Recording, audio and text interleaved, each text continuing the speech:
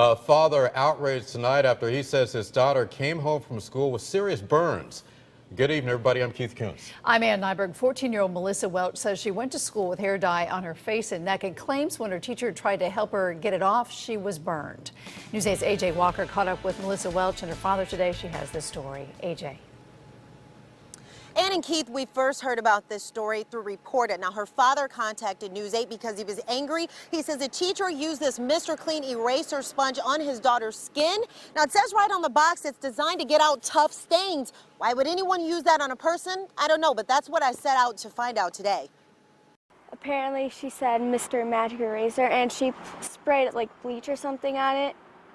I don't know exactly what it was, but then she started like scraping it and it burned really bad. When you're 14 years old and you dye your own hair a bright red color, your dad can expect it to look something like this. It wasn't a good one, but it's the first time she actually did it by herself, so it was an experiment in work.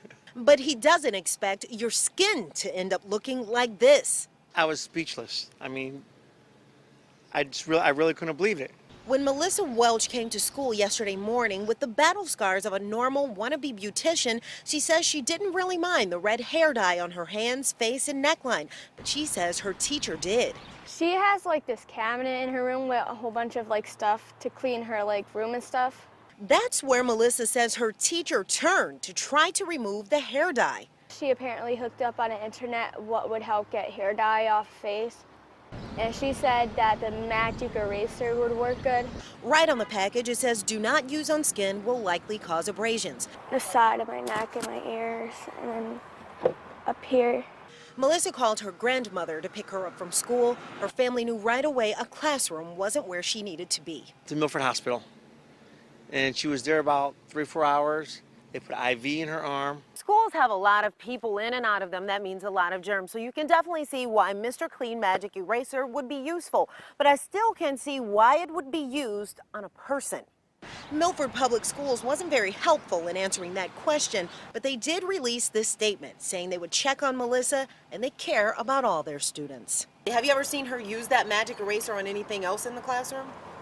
It looked dirty to me, but I didn't ask where it was. While Melissa says she's just hoping her face heals and doesn't leave a permanent scar, her dad has other plans. But after I leave this interview here, we're going to the police station, and I want to file a report and press criminal charges on the teacher.